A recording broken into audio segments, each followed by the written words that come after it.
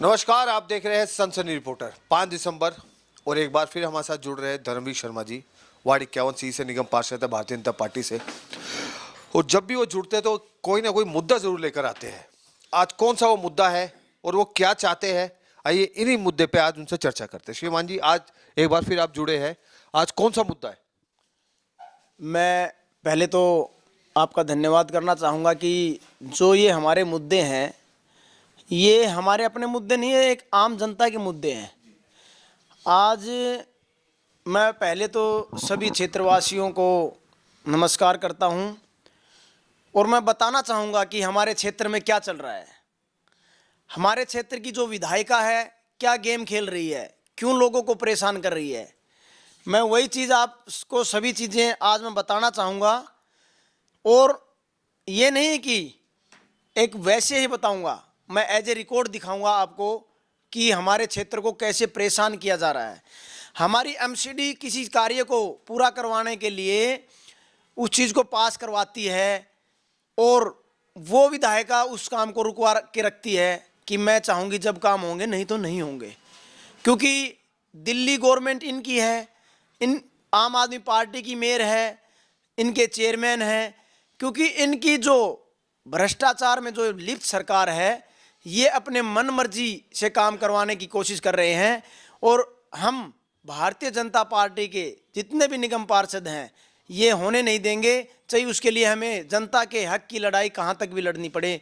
और मैं अपने क्षेत्र के हमारे लोकप्रिय सांसद बड़े भाई योगेंद्र चंदोलिया जी से भी और एलजी साहब से भी हाथ जोड़ के ये प्रार्थना करता हूँ, जो कामों में इन्होंने ये रुकवा रखे हैं, ये कामों में रोड़े अटका रखे हैं, ये कार्य मेरे वार्ड के जल्दी से जल्दी करवाने की कोशिश करें।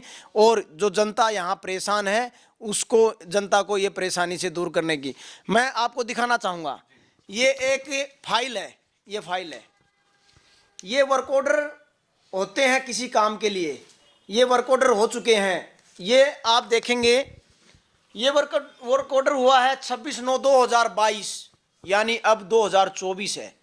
2022 2 साल पहले का ये वर्क ऑर्डर है।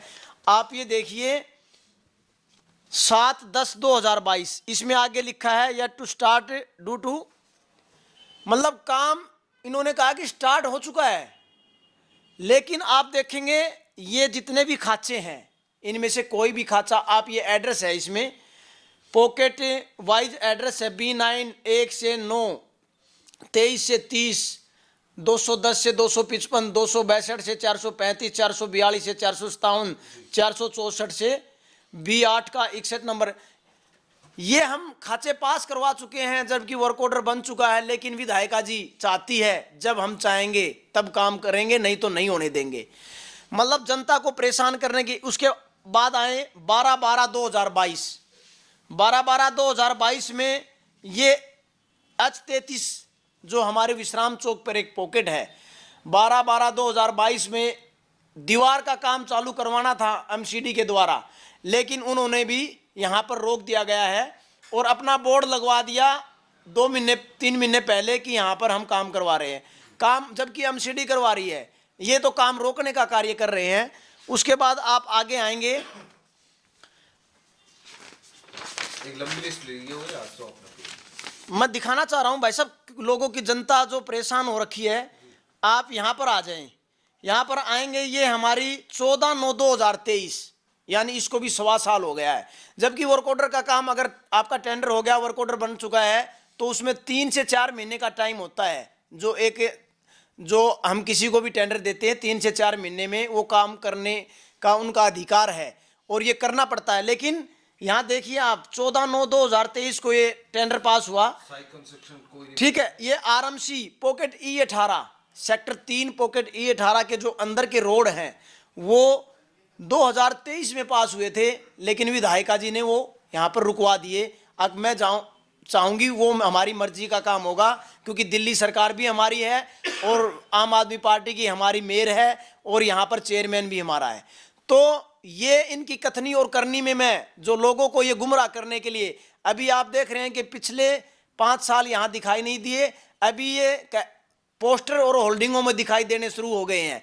अभी इसके नीचे हम आते हैं 14/9/2023 का, ये भी ये F22 हमारी जहाँ पर एमसीडी का स्कूल है, एमसीडी का बच्चों का स्कूल है, ये भी आप देखेंगे इतनी तारीख को ये पास हुआ, टेंडर हो चुके हैं, लेकिन काम नहीं हुआ। इसके बाद आप आगे आएंगे,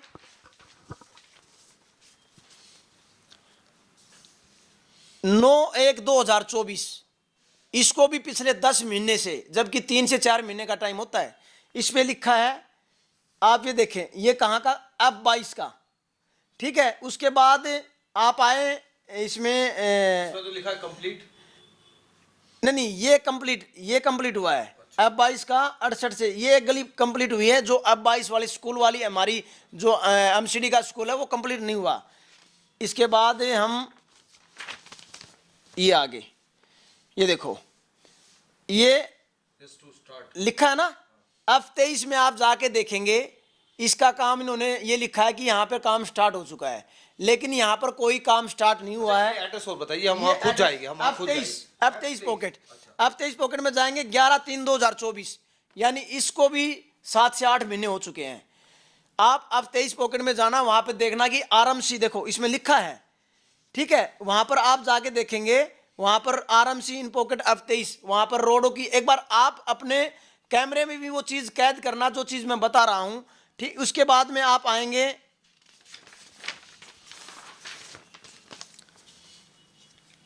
इसके बाद आएंगे, ये हमारे काम अभी जो हमने अभी चालू करवाए हैं डीडीए मार्केट से। अब ये दूसरा मैं उठाता हूं, ये आप देखेंगे, ये तारीख है 12/2022, 12/2022, जो हमारे सेक्टर 2 पॉकेट है 00, उसके रोड हैं ये। यहाँ पर हम 1 नंबर से 114, 30 नंबर से 275, 201 से 276 ये रोड पास हो चुके हैं, जबकि 2022 में ये पास हुए हैं। 2 साल लगा दिए इन्होंने रोडों को रोक कर। हमने दोबारा इसको प्रोजेक्ट जेई से वो करवाकर एमसीडी से दोबारा इसको पास करवाया, और अब ये 23/1 कोई दोबारा ये हुए थे, लेकिन काम चालू नहीं हुआ। उसके बाद ऐसे ही सेक्टर 2 के ये अपने दूसरी गली है, जो ये भी 12/2022, ठीक है। उसके बाद में हमारे ये आपके आरएमसी ब्लॉक सेक्टर 2, ये भी सेक्टर 2 की गलियां हैं, ये भी सेक्टर 2 की गलियां हैं। इसके बाद पॉकेट B5 है, आरएमसी पॉकेट B5 31 से 202, B5 141 से 323, इन पॉकेट B5 सेक्टर 3।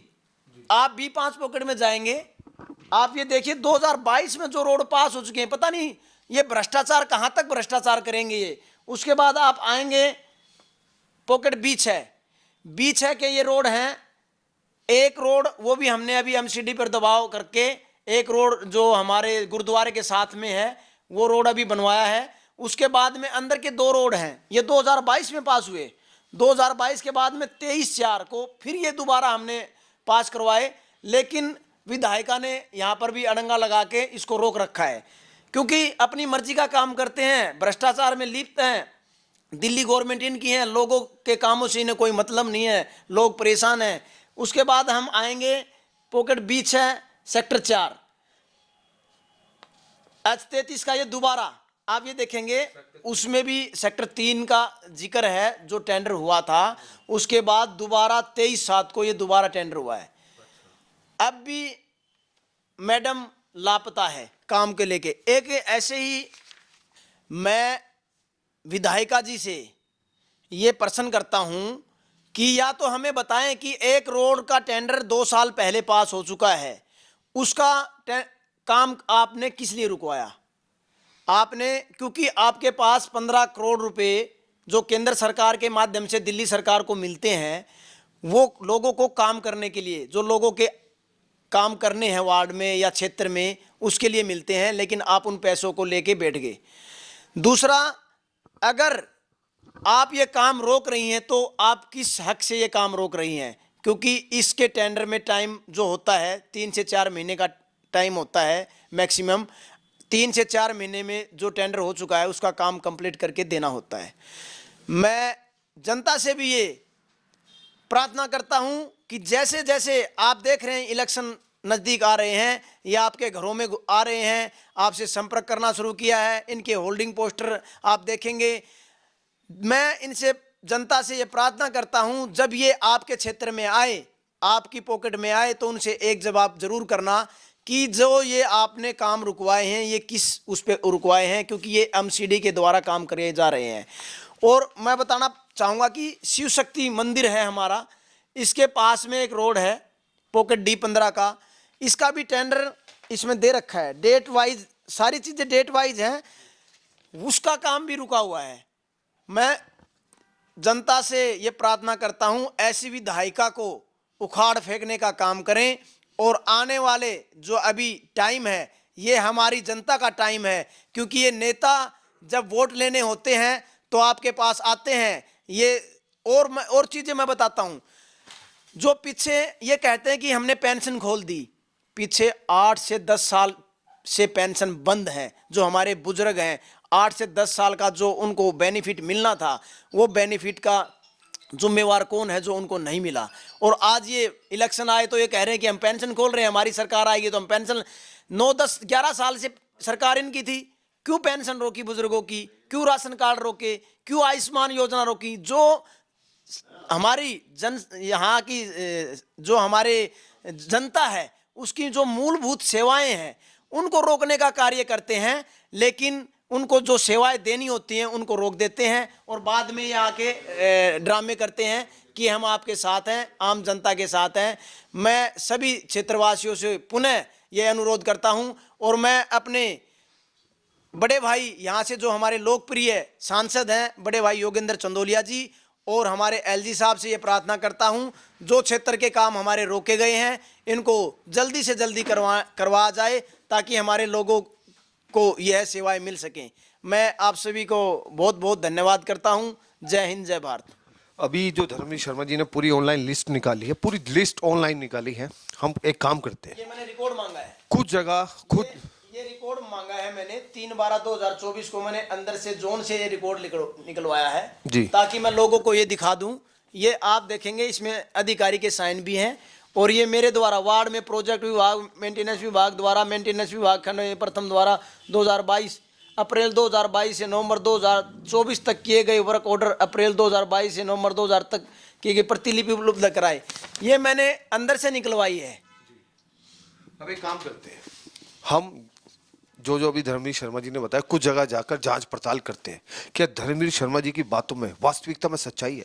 खुद जाएंगे बोतल पर जाकर और देखेंगे कहाँ प्रोग्रेस हुआ, कहाँ कंप्लीट हुआ, कागजों में सिर्फ हवाई बातें क्यों करते हैं, काम करना हो तो जमीन स्तर पर आकर क्यों नहीं करते। अब फिर आना शुरू हो चुका है लोगों का, फिर वो लॉलीपॉप, जुमला, झूठी झूठी बातें, लेकिन जब आपको काम ही करना है तो काम रुकवाते क्या है। धर्मवीर शर्मा जी, दिल्ली विधानसभा का चुनाव नजदीक आ रहा है, क्या संदेश देना चाहिए, खास तौर रोहिणी वासियों से क्या संदेश देना चाहिए। मैं अपने सभी रोहिणी वासियों से पहले तो हाथ जोड़ के नमस्कार करता हूं और सभी से ये प्रार्थना करता हूं कि आपने देखा कि दिल्ली कैसे बद से बदतर हालत हो चुकी है दिल्ली की। आप कहीं भी जाएंगे रोडों पर गड्ढे हैं, धूल उड़ रही है और आप देख रहे हैं कि जो एक 25 गज के मकान में रहते थे कैसे कोठियों में पहुंच गए।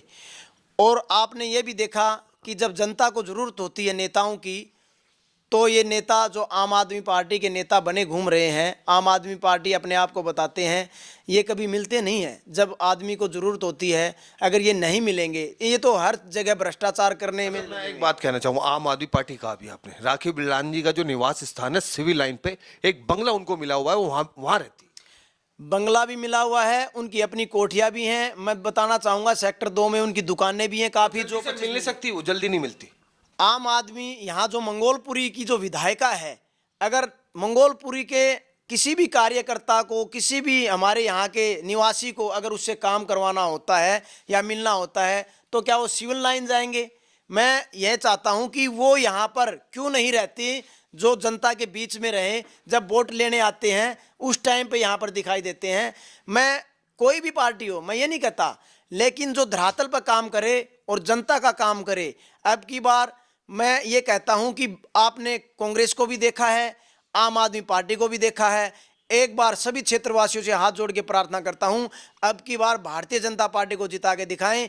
और मैं ये बड़ा दावा करता हूं कि जैसे हमारी मातृशक्ति और हमारे भाई बहनों को जो सुविधाएं मिल रही हैं वो सारी सुविधाएं मिलेंगी। और दूसरा, हमारी दिल्ली को हम खुशहाल बनाएंगे। और जो रोडों की स्थिति है, फ्लाईओवरों की स्थिति है, मेडिकलों की स्थिति है, हर जगह हम अच्छा काम करके दिखाएंगे। मैं हाथ जोड़ के यही प्रार्थना करता हूं, जो 25 साल से हम मंगोलपुरी को भुगत रहे हैं, अब की बार यहाँ पर भी कमल का फूल खिलाएं। आप सभी का पुनः बहुत बहुत धन्यवाद।